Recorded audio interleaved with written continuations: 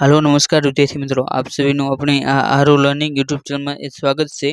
આજના આ વિડિયોની અંદર આપણે ગુજરાતી જનરલ નોલેજની એ લાઈવ મોક ટેસ્ટ જોઈશું અને આની અંદર જે અવારનવાર પરીક્ષામાં ખૂબ જ પૂછાવા લાયક પ્રશ્નો છે 100 તો તેનું એ સોલ્યુશન કરીશું અને આ જે 100 પ્રશ્નો રહ્યા તો તે એમસીક્યુ આધારિત પ્રશ્નો તૈયાર કરવામાં આવ્યા છે અને આ જે 100 પ્રશ્નો રહ્યા તો તેની અંદરથી એ તમારા જો 90 આજુબાજુ પ્રશ્નો સાચા પડી જાય તો તમારું ગુજરાતનું જીકે રહ્યું તો તે એ પાકું થઈ ગયું છે। અને આ જ્યારે ટેસ્ટ પૂરી થાય તો ત્યારબાદ એ તમારે આ 100 પ્રશ્નોમાંથી એ તમારે કેટલા સાચા પડ્યા છે તો તેનો જવાબ રહ્યો તો તે તમે કોમેન્ટ બોક્સમાં જણાવજો। પહેલો પ્રશ્ન ગુજરાત રાજ્યની સ્થાપના એ ક્યારે થઈ હતી તો કે જે ગુજરાત રાજ્ય રહ્યું તો તેની સ્થાપના એ 1 મે 1960 ના રોજ કરવામાં આવી હતી એટલે ઓપ્શન સી રહ્યો તો કે તેનો જવાબ બને છે। અને ત્યારબાદ એ બીજો પ્રશ્ન કે ગુજરાત રાજ્ય રહ્યું તો તેનું ક્ષેત્રફળ એ કેટલા ચોરસ કિમી છે તો કે જે ગુજરાત રાજ્ય રહ્યું તો તેનું ક્ષેત્રફળ એ 1,96,024 ચોરસ કિમી છે એટલે ઓપ્શન એ રહ્યો તો કે તેનો જવાબ બને છે। અને ત્યારબાદ એ ત્રીજો પ્રશ્ન તો કે વિસ્તારની દ્રષ્ટિએ એ ભારતમાં ગુજરાતનું સ્થાન રહ્યું તો કે તે કેટલું છે તો કે વિસ્તારની દ્રષ્ટિએ એ ભારતમાં ગુજરાતનું સ્થાન રહ્યું તો કે તે 5મા નંબરનું છે। જો કે આપણે 5મો ક્રમ જોઈએ તો કે તેની અંદર એ પહેલો રાજસ્થાન, બીજું મધ્યપ્રદેશ, ત્રીજું મહારાષ્ટ્ર અને ચોથું યુપી અને 5મું તો કે તે ગુજરાત આ રીતે તેનું સ્થાન રહ્યું તો કે તે 5મું આવે છે। અને ત્યારબાદ એ ચોથો પ્રશ્ન તો ગુજરાતનું પ્રથમ પાટનગર કયું હતું તો કે જ્યારે ગુજરાતની સ્થાપના એ 1 મે 1960 ના રોજ કરવામાં આવી તો કે ત્યારે ગુજરાત રાજ્યનું એ સૌપ્રથમ પાટનગર એ અમદાવાદ શહેર રાખવામાં આવ્યું હતું એટલે ઓપ્શન ડી રહ્યો તો કે તેનો જવાબ બને છે। અને ત્યારબાદ એ 1971 ની અંદર જે ગુજરાતનું પાટનગર રહ્યું તો કે તે ગાંધીનગર કરવામાં આવ્યું હતું। અને ત્યારબાદ એ 5મો પ્રશ્ન તો કે ગાંધીનગર એ ગુજરાતનું પાટનગર એ ક્યારે બન્યું હતું તો કે જે ગાંધીનગર રહ્યું તો કે તે ગુજરાતનું પાટનગર તરીકે એ 1971 ની અંદર જાહેર કરવામાં આવ્યું હતું એટલે કે 5મો પ્રશ્ન રહ્યો તો કે તેની અંદર ઓપ્શન બી રહ્યો તો કે તેનો જવાબ બને છે। અને ત્યારબાદ એ 6થો પ્રશ્ન કે ગુજરાતના પ્રથમ રાજ્યપાલ કોણ હતા તો કે જે ગુજરાત રાજ્ય રહ્યું તો કે તેના પ્રથમ રાજ્યપાલ એ મહેંદી નવાઝ જંગ હતા અને જે આ મહેંદી નવાઝ જંગ રહ્યા તો કે તે હૈદરાબાદ ખાતેના હતા એટલે કે ઓપ્શન એ રહ્યો તો કે તેનો જવાબ બને છે। જ્યારે જીવરાજ મહેતા રહ્યા તો કે તે ગુજરાતના પ્રથમ મુખ્યમંત્રી હતા। જ્યારે સુંદરલાલ ત્રિકમલાલ દેસાઈ રહ્યા તો કે તે ગુજરાતના પ્રથમ હાઈકોર્ટના મુખ્ય ન્યાયાધીશ હતા। અને જ્યારે કલ્યાણજી મહેતા રહ્યા તો કે તે જે વિધાનસભા રહી તો કે તેના પ્રથમ સ્પીકર હતા। અને ત્યારબાદ એ 7મો પ્રશ્ન તો કે ગુજરાત રાજ્યના પ્રથમ મુખ્યમંત્રી એ કોણ હતા તો કે આપણે આનો જવાબ રહ્યો તો કે તે આગળ જણાવ્યું ગુજરાત રાજ્ય રહ્યું તો કે તેના પ્રથમ મુખ્યમંત્રી એ જીવરાજ નારાયણ મહેતા એટલે ઓપ્શન એ સી રહ્યો તો કે તેનો જવાબ બને છે। અને ત્યારબાદ એ 8મો પ્રશ્ન તો કે ગુજરાતની વિધાનસભામાં એ પ્રથમ સ્પીકર કોણ હતા તો કે જે ગુજરાતની વિધાનસભા રહી તો કે તેની અંદર એ પ્રથમ સ્પીકર તરીકે એ કલ્યાણજીભાઈ મહેતાની નિમણૂક કરવામાં આવી હતી એટલે ઓપ્શન સી રહ્યો ઓપ્શન ડી એટલે કે તેનો જવાબ બને છે કલ્યાણજીભાઈ મહેતા। અને ત્યારબાદ એ 9મો પ્રશ્ન તો કે ગુજરાતની વિધાનસભામાં એ પ્રથમ ડેપ્યુટી સ્પીકર તરીકે એ કોણ હતા તો કે ગુજરાતની વિધાનસભા રહી તો કે તેની અંદર એ પ્રથમ ઉપાધ્યક્ષ તરીકે એ અંબાલાલ શાહ એટલે ઓપ્શન બી રહ્યો તો કે તેનો જવાબ બને છે। ત્યારબાદ એ 10મો પ્રશ્ન તો ગુજરાતની વિધાનસભામાં પ્રથમ વિપક્ષના નેતા એ કોણ હતા તો કે ગુજરાતની વિધાનસભા રહી તો કે તેની અંદર એ પ્રથમ વિપક્ષના નેતા તરીકે એ નગીનદાસ ગાંધી હતા એટલે કે ઓપ્શન એ રહ્યો તો કે તેનો જવાબ બને છે।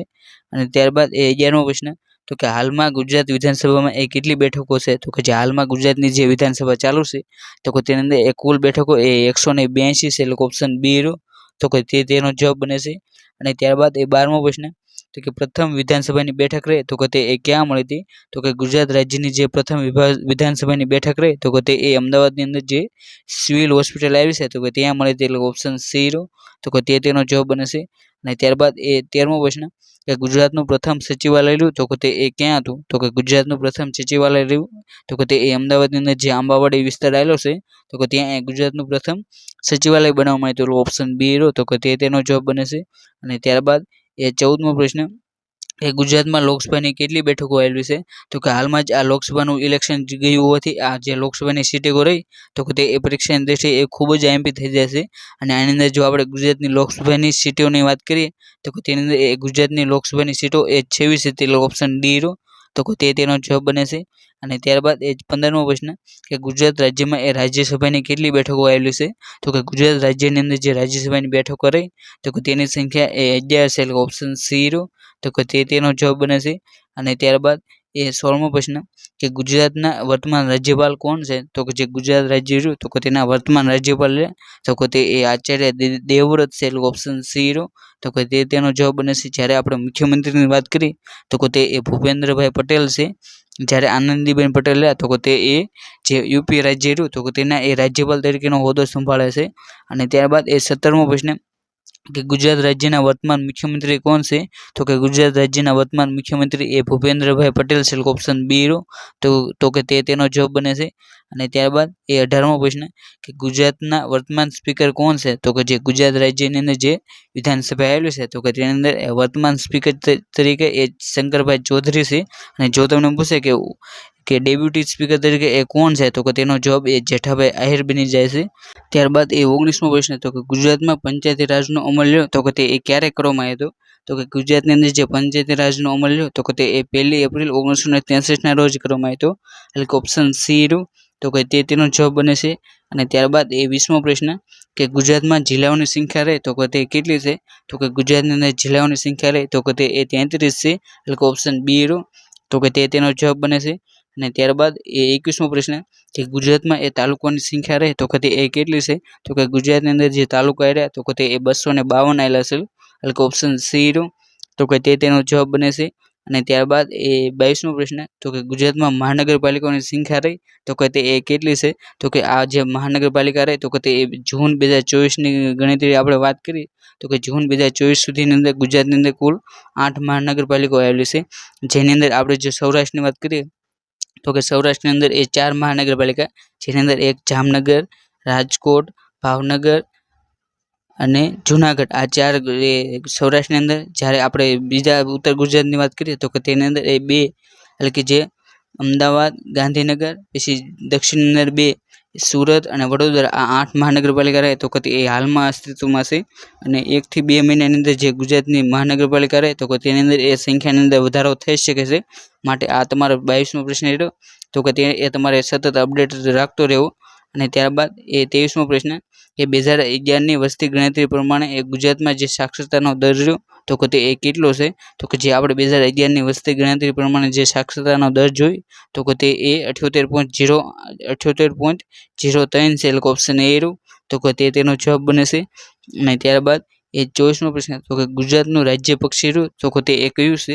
તો કે ગુજરાતનું રાજ્ય પક્ષી રહ્યું તો કે તે એ સુરખાબ છે, એટલે કે ઓપ્શન બી રહ્યું તો કે તેનો જવાબ બને છે, જેને એ ફ્લેમિંગો તરીકે પણ ઓળખવામાં આવે છે.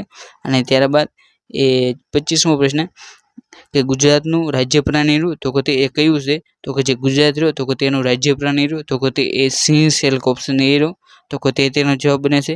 અને ત્યારબાદ એ 26મો પ્રશ્ન કે ગુજરાતના ઇતિહાસમાં એ કયો વંશનો શાસનકાળ રહ્યો તો કે તે એ સુવર્ણ યુગ તરીકે ઓળખાય છે. તો કે જે ગુજરાતનો ઇતિહાસ હોય તો કે તેની અંદર એ જે સોલંકી સમય રહ્યો તો સોલંકી વંશ તો કે તેના સમયગાળાને એ ગુજરાતનું સુવર્ણ યુગ તરીકે ઓળખવામાં આવે છે, એટલે ઓપ્શન ડી રહ્યો તો કે તેનો જવાબ બને છે. અને ત્યારબાદ એ 27મો પ્રશ્ન તો કે અમદાવાદ શહેરની સ્થાપના રહે તો કે તે એ કોણે કરી હતી? તો કે જે અમદાવાદ શહેર રહ્યું તો કે તેની સ્થાપના એ અહમદ શાહ પ્રથમ દ્વારા એ 1411ના રોજ કરવામાં આવી હતી, એટલે ઓપ્શન સી રહ્યો તો કે તેનો જવાબ બને છે. ત્યારબાદ એ 28મો પ્રશ્ન તો કે મોહમ્મદ બેગડાના રાજ્યની રાજધાની કઈ હતી? તો કે જે મોહમ્મદ બેગડો રહ્યો તો કે તેને પોતાની રાજધાની તરીકે એ ચાંપાનેરની પસંદગી કરી હતી, એટલે ઓપ્શન બી રહ્યો તો કે તેનો જવાબ બને છે. અને ત્યારબાદ એ 29મો પ્રશ્ન તો કે ગુજરાત કોલેજની સ્થાપના રહે તો કે તે એ કઈ સાલમાં કરવામાં આવી હતી?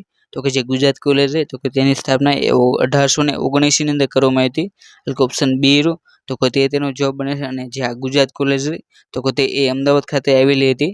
અને ત્યારબાદ એ 30મો પ્રશ્ન કે ગુજરાતમાં સિંધુ ખીણની સંસ્કૃતિના પ્રથમ અવશેષો રહ્યા તો કે તે એ ક્યાંથી મળ્યા હતા? તો કે ગુજરાતની અંદર જે સિંધુ ખીણની સંસ્કૃતિના સૌપ્રથમ અવશેષો રહ્યા તો કે તે એ રંગપુર ખાતેથી મળ્યા હતા, એટલે ઓપ્શન એ રહ્યો તો કે તેનો જવાબ બને છે. અને જે આ રંગપુર રહ્યું તો કે તે એ હાલ સુરનગર જિલ્લો રહ્યો તો કે તેની અંદર આવેલું છે. અને ત્યારબાદ આપણે જો ધોળાવીરાની વાત કરીએ તો કે તે એ કચ્છમાં લોથલ અમદાવાદની અંદર જે સુરકોટડા રહ્યું તો કે તે કચ્છની અંદર આવેલું છે. અને ત્યારબાદ એ 31મો પ્રશ્ન તો કે ગુજરાતના દસ્તાવેજી ઇતિહાસકાળની શરૂઆત રહે તો કે તે એ ક્યાંથી કરવામાં આવી હતી?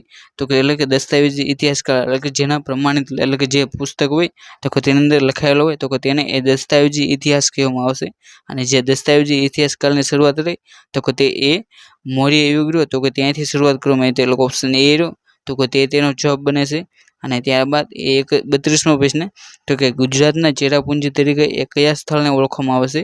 તો કે જે ગુજરાતના ચેરાપુંજી તરીકે એ જે કપરાડા સ્થળ એટલે કે જે વલસાડની અંદર જે કપરાડા શહેર આવ્યું છે તો કે તેને ઓળખવામાં આવશે.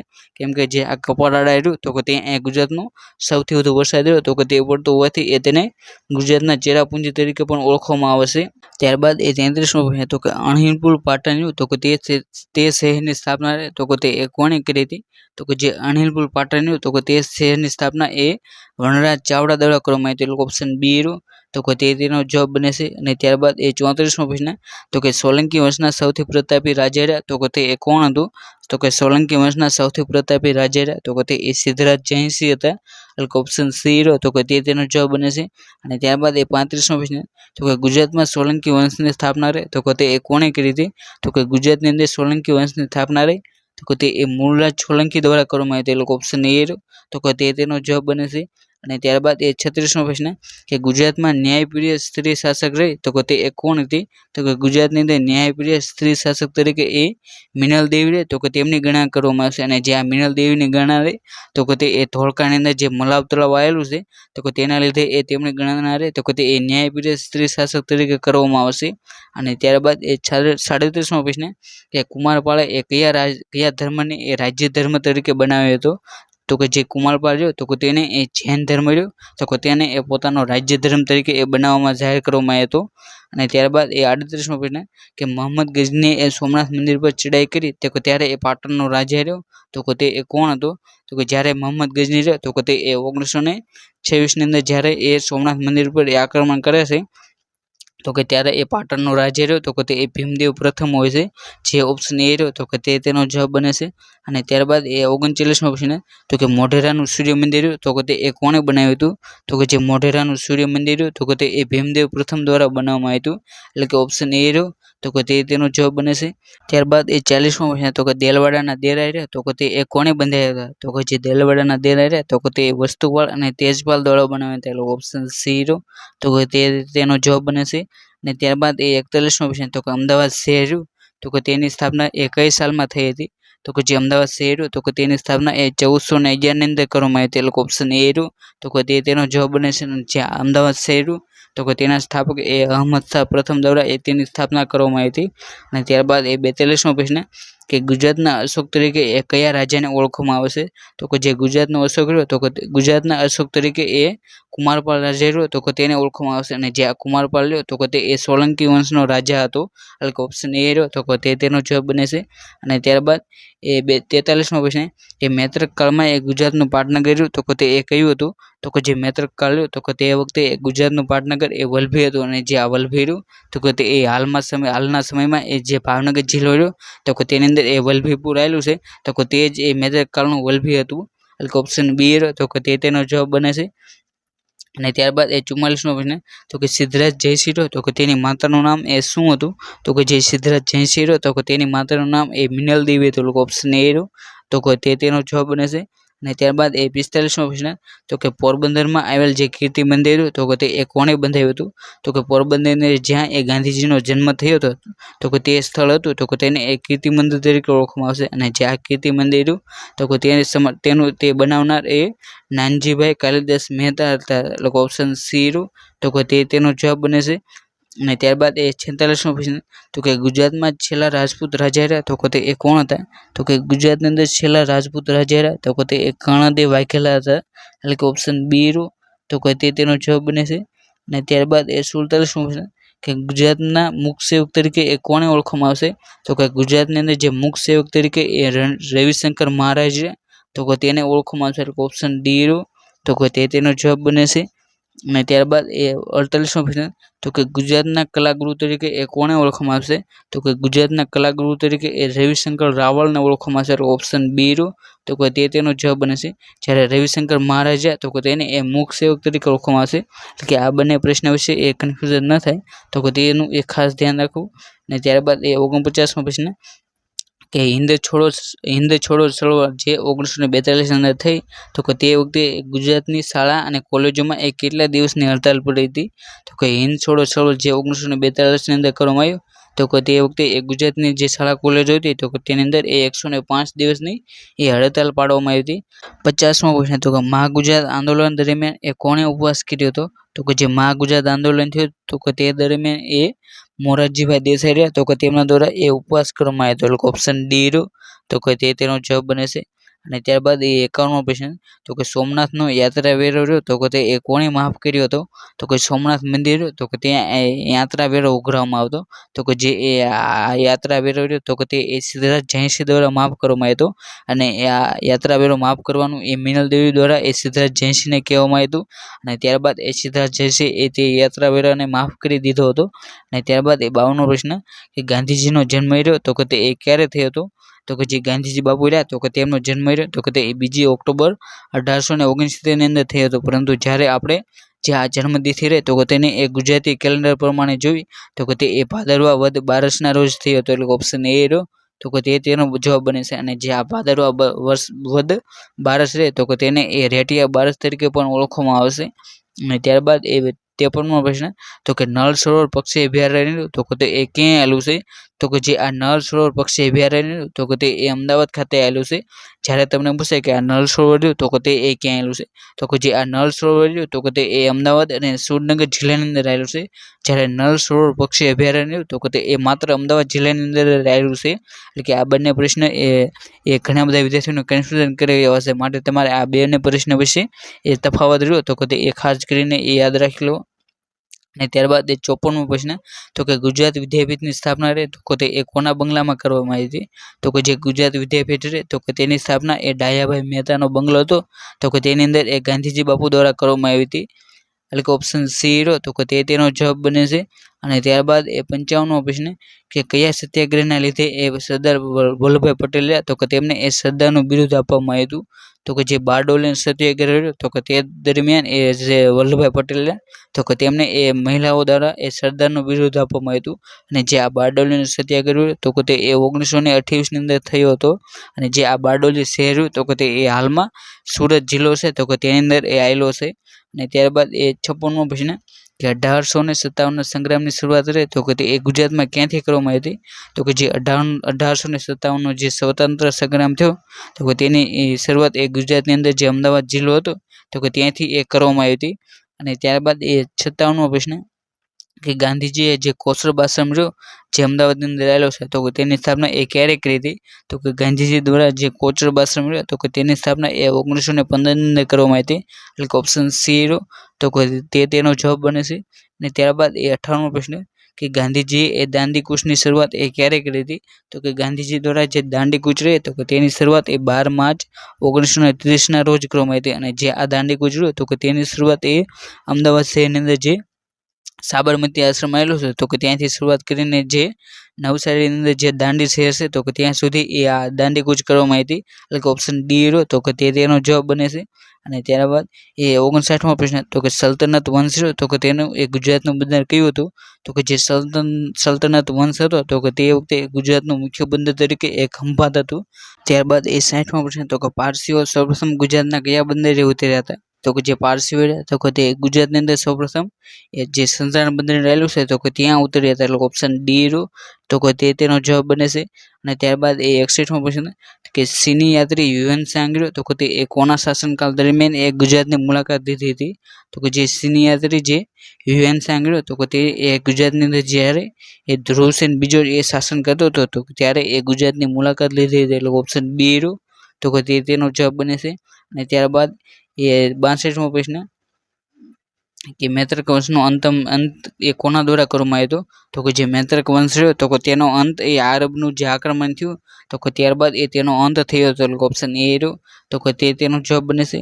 અને ત્યારબાદ એ 63મો પ્રશ્ન તો કે જુનાગઢમાં જે સુદર્શન તળાવ છે તો કે તે એ કોણે બંધાવ્યું હતું? તો કે જે જુનાગઢની અંદર જે સુદર્શન તળાવ છે તો કે તે એ પુષ્પગુપ્ત દ્વારા બાંધવામાં આવ્યું હતું. એટલે ઓપ્શન બી રહ્યો તો કે તેનો જવાબ બને છે. અને ત્યારબાદ એ 64મો પ્રશ્ન તો કે કયા વંશના રાજાઓના સમયમાં એ ગુજરાતનું નામ રહ્યું તો કે તે એ પ્રચલિત બન્યું હતું?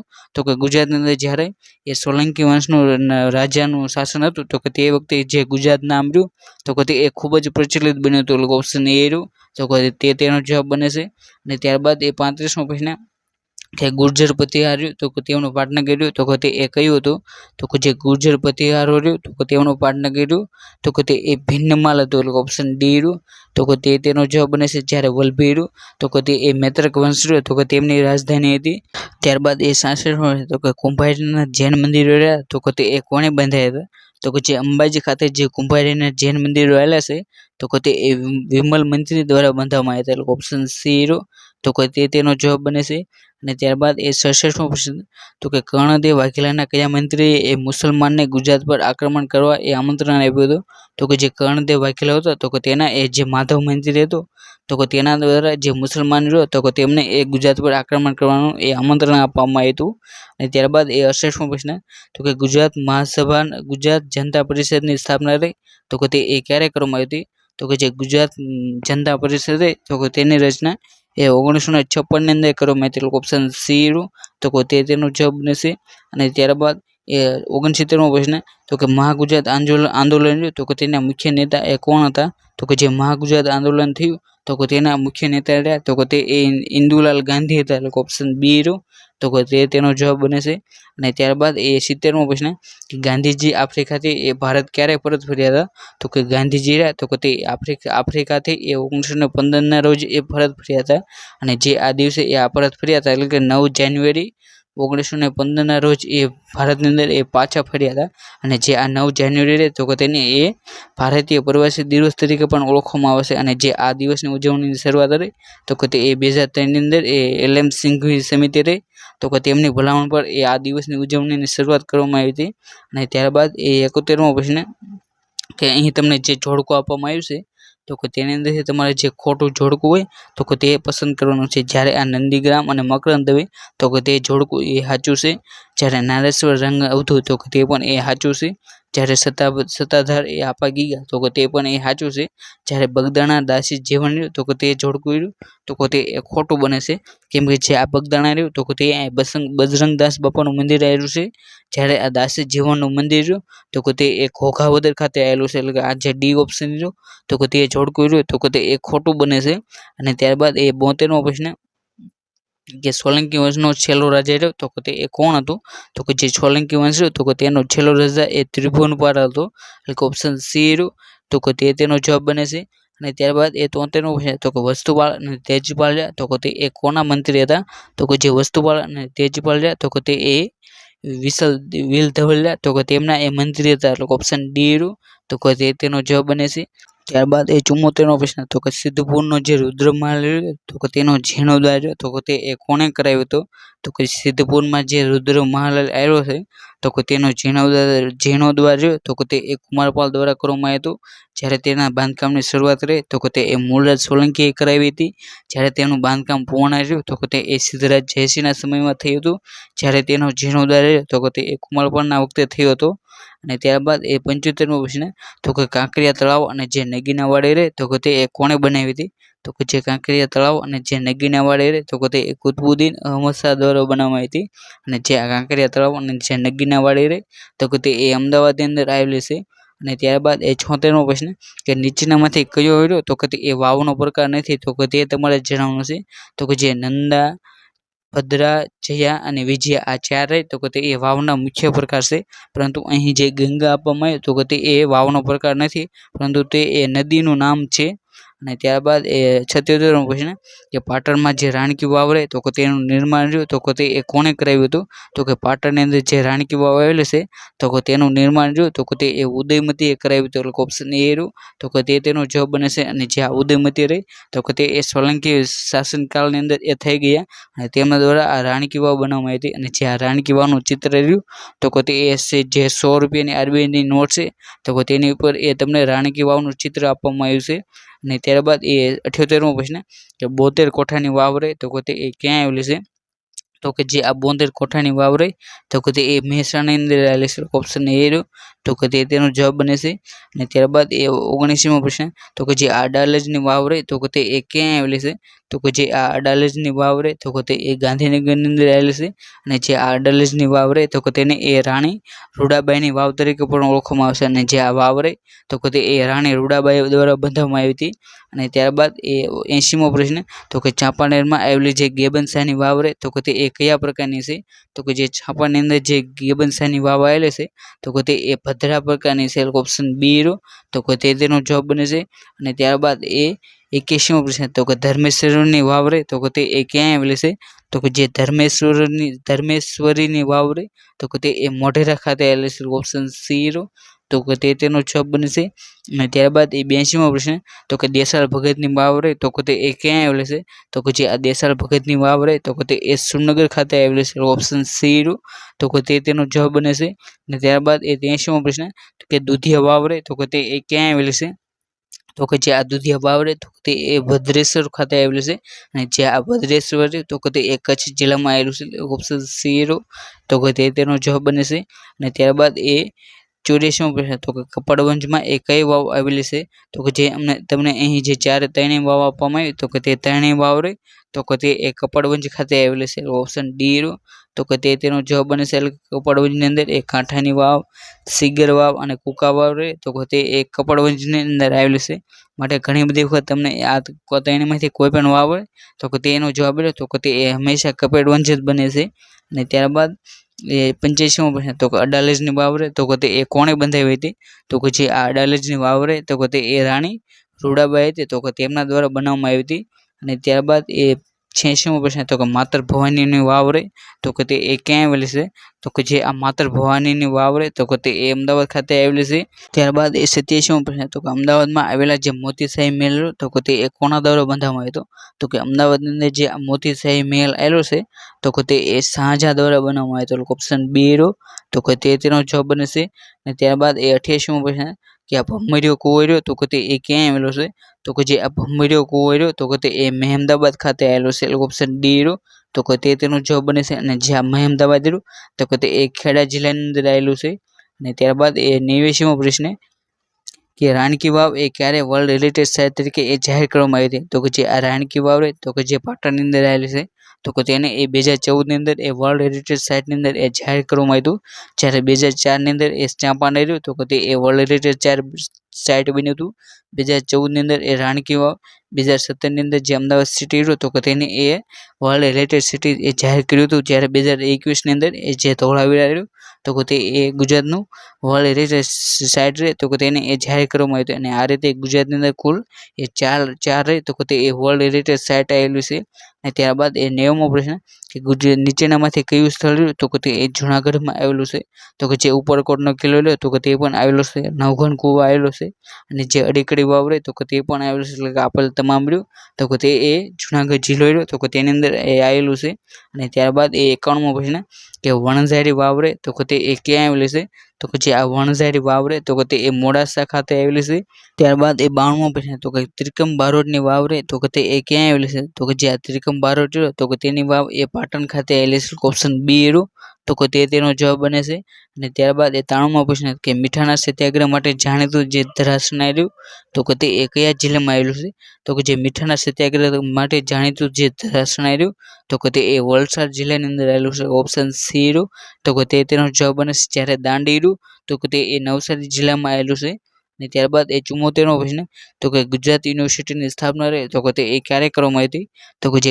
ગુજરાત યુનિવર્સિટીની સ્થાપના રહે તો કે તે એ 1949માં કરવામાં આવી હતી ઓપ્શન બી રો તો કે તેનો જવાબ બને છે અને જે આ ગુજરાત યુનિવર્સિટી રહે તો કે તે એ અમદાવાદ ખાતે આવેલી છે અને ત્યારબાદ એ 95મો પ્રશ્ન કે સાસુ વહુની વાવ રહે તો કે તે એ ક્યાં આવેલી છે તો કે જે સાસુ વહુની વાવ રહે તો કે તે એ લુણાવાડા ખાતે આવેલી છે અને ત્યારબાદ એ 96મો પ્રશ્ન તો કે દાદા હરીની વાવ રહે તો કે તે એ ક્યાં આવેલી છે તો કે જે દાદા હરીની વાવ રહે તો કે તે એ અમદાવાદ ખાતે આવેલી છે અને જે આ દાદા હરીની વાવ રહે તો કે તે એ શ્રી હરિ દ્વારા બનાવવામાં આવી હતી અને ત્યારબાદ એ 97મો પ્રશ્ન તો કે મિનલ વાવ રહે તો કે તે એ ક્યાં આવેલી છે તો કે જે આ મિનલ વાવ રહે તો કે તે એ વીરપુર ખાતે આવેલી છે ઓપ્શન બી રો તો કે તેનો જવાબ બને છે અને ત્યારબાદ એ 98મો પ્રશ્ન કે ગંગા વાવ રહે તો કે તે એ ક્યાં આવેલી છે તો કે જે આ ગંગા વાવ રહી તો કે તે એ વઢવાણ ખાતે આવેલી છે. ઓપ્શન બી રહ્યો તો કે તેનો જવાબ બને છે.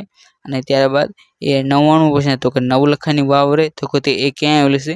તો કે જે આ નવલખાની વાવ રહે તો કે તે એ વડોદરા ખાતે આવેલી છે. ઓપ્શન એ રહ્યો તો કે તેનો જવાબ બને છે. બાદ એ 100મો પ્રશ્ન તો કે શરણે સરવીની વાવ રહે તો કે તે એ ક્યાં આવેલી છે? તો કે જે આ શરણે સરવીની વાવ રહે તો કે તે એ હળવદ ખાતે આવેલી છે. ઓપ્શન એ રહ્યો તો કે તેનો જવાબ બને છે. એટલે કે અહીં આપણે જે ગુજરાતની જનરલ નોલેજની જે લાઈવ મોક ટેસ્ટ લીધી તો કે તેના જે 100 MCQ હતા તો કે તે 100 MCQ પૂર્ણ કરી લીધા. તો કે તે આ જે 100 MCQ હતા તો કે તેની નથી એ તમારા કેટલા MCQ હતા તો કે તે એ સાચા પડ્યા તો કે તેનો જવાબ રહ્યો તો કે તે એ નીચે જે કોમેન્ટ બોક્સ આપ્યું છે તો કે તેની અંદર એ તમે જણાવશો જેથી તમને ખબર પડે કે તમારું જીકે રહ્યું તો કે તે એ કેટલું પાકું થયું છે. અહીં આપણે જે લેક્ચર લીધો તો કે તેની PDF રહે તો કે તે તમારે જો ડાઉનલોડ કરવી હોય તો કે તે એ આપણી જે ટેલિગ્રામ ચેનલ જે આરુ લર્નિંગ રહી તો કે તેની અંદર એ તે PDF રહે તો કે તે એ મૂકી દેવામાં આવી છે. તો કે તમે એ ત્યાં જઈને એ તે PDF રહે તો કે તે ડાઉનલોડ કરી શકો છો અને તેને વાંચી શકો છો. અને સાથે સાથે તમારે જે આ ચેનલ રહે ટેલિગ્રામ ચેનલ આરુ લર્નિંગ તો કે તેની અંદર પણ તમારે જોઈન થઈ જાવ કેમ કે તેની અંદર એ કોઈ પણ સરકારી ભરતી હોય તો કે તેની અપડેટ રહે તો કે તે સૌથી પહેલાં આપી દેવામાં આવશે.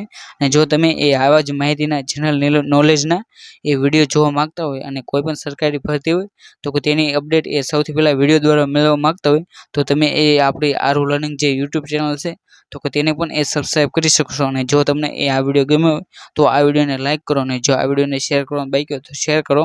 અને thank you for watching this video. જય હિન્દ, જય ભારત.